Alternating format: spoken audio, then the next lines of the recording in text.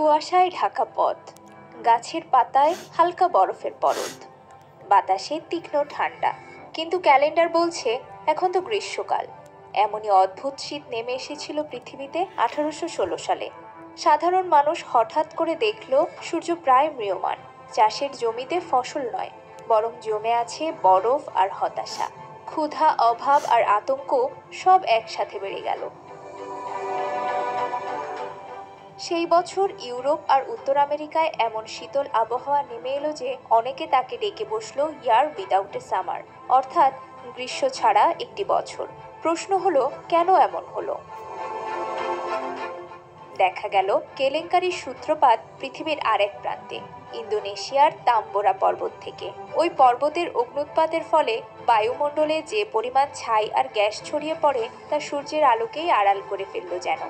বৈশ্বিক তাপমাত্রা কমে অসময়ে শীত নেমে আসলো উত্তর গোলার্ধে। এই ঘটনাকেই আমরা বলি ভলকানিক উইন্টার বা আগ্নেয়গিরিজনিত শীতকাল।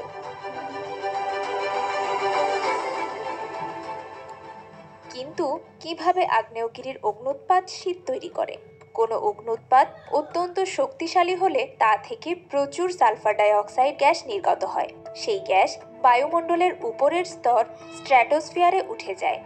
সেখানে বাষ্প ও অন্যান্য রাসায়নিকের সঙ্গে মিশে তৈরি হয় সালফিউরিক অ্যাসিডের সূক্ষ্ম কণিকা, মানে ছোট ছোট অ্যাসিডধর্মী কণার মেঘ। এই কণাগুলো এক ধরনের আবরণ বা ঘন কুয়াশার মতো ঢেকে দেয় সূর্যের আলো, যেন আকাশে একটা পর্দা টাঙিয়ে দেয়া হলো, যার ফলে সূর্যের তাপ ঠিকমতো পৃথিবীতে এসে পড়তে পারে না। ফলে বিশ্ব উষ্ণতার গ্রাফ নামতে থাকে। সেই সঙ্গে বরফ বা তুষার গলতে দেরি হয়। সমুদ্রের উপরিভাগে বা স্থলের ওপর বরফ বেশি দিন ধরে থাকে, যা আরও ঠান্ডা বাড়িয়ে তোলে। এভাবে এক শীতল আবহের তৈরি হয়, যাকে আমরা বলছি ভলকানিক উইন্টার। 1816 সালের ইয়ার উইদাউট এ সামার ছিল এমনই এক অবিশ্বাস্য উদাহরণ। কেউ তখন জানতো না যে এর ফল এতটা ভয়ানক হবে। গ্রীষ্মকালে ঠান্ডার দাপট, ফসল ফলছে না, শস্যের ব্যাপক ঘাটতি, চারিদিকে খাদ্য সংকট। ইউরোপ, বিশেষ করে আয়ারল্যান্ড, ফ্রান্স, ব্রিটেন, এমনকি আমেরিকার অনেক জায়গাতেও লোকজন ক্ষুধার জ্বালায় কাতর। তখনও নেপোলিয়নিক যুদ্ধের ক্ষতগুলো তাজা ছিল, তার উপর এই প্রাকৃতিক বিপর্যয়। খাদ্যদ্রব্যের দাম আকাশ ছোঁয়া হলো, হাঙ্গামা বাঁধল শহরের রাস্তায়। আমেরিকায় ভুট্টা সহ অন্য সব শস্য নষ্ট হয়ে গেল। আগ্নেয়গিরির অগ্ন্যুৎপাত তো পৃথিবীতে নতুন নয়, তাহলে এমন ঘটনা কি বারবার ঘটেছে? ইতিহাসে বেশ কয়েকটি বড় ভলকানিক উইন্টারের উদাহরণ পাওয়া যায়। 1257 সালে এই ইন্দোনেশিয়াতেই সামালাস পর্বতের অগ্ন্যুৎপাতের পরও ইউরোপে হঠাৎ ঠান্ডা বেড়ে গিয়েছিল। 1600 সালের দিকে পেরুর হুয়াইনা পুটিনা আগ্নেয়গিরির অগ্ন্যুৎপাত প্রশান্ত মহাসাগরের ওপারে রাশিয়ায় দুর্ভিক্ষ ডেকে আনে। 1783 থেকে 84 সালের দিকে আইসল্যান্ডের লাকি আগ্নেয়গিরির অগ্ন্যুৎপাত ইউরোপে আর আমেরিকায় তীব্র শীত আর কৃষিমন্দার কারণ হয়ে উঠেছিল। অনেকে তো বলেন এর ফলাফল জনরোষকে বাড়িয়ে ফেলে, যা ফরাসি বিপ্লবকেও প্রভাবিত করেছিল।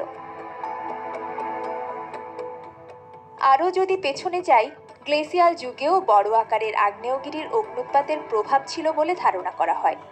বিশেষ করে ৭৪,০০০ বছর আগে ইন্দোনেশিয়ায় টোবা আগ্নেয়গিরির মহাবিপর্যয় তো এক কিংবদন্তি। কিছু বৈজ্ঞানিক মনে করেন এটি তখনকার মানুষের সংখ্যা মারাত্মকভাবে কমিয়ে দিয়েছিল। গোটা পৃথিবীর জনসংখ্যা ৩৫ থেকে ৪০,০০০-এ নেমে এসেছিল। প্রশ্ন উঠতে পারে, যখন এরকম ভলকানিক উইন্টার আসে, মানুষ কি করে বাঁচে? পুরনো আমলে তো মানুষ এভাবে ভাবতে পারত না। এটার কারণ অগ্ন্যুৎপাত। কারণ অত বিজ্ঞানের সূক্ষ্ম ধারণা ছিল না। তারা দেখত শীত দীর্ঘায়িত হচ্ছে, ফসল ফলছে না, জীবিকা সংকট, মহামারী, সব মিলিয়ে এক কঠিন সময়। তারা বাধ্য হয়ে অঞ্চল পরিবর্তন করত, উদ্বাস্তু হয়ে নতুন নতুন জায়গায় বসতি খুঁজত। 1816 সালের অসময়ের শীতকালে ব্রিটেন আর ইউরোপের বহু জায়গায় খাদ্য বন্টন কেন্দ্র তৈরি হয়েছিল এবং সমাজের ধনী অংশ এগিয়ে এসে কিছুটা সাহায্য করেছিল। যদিও উত্তেজনা আর বিক্ষোভ যে হয়নি তা নয়।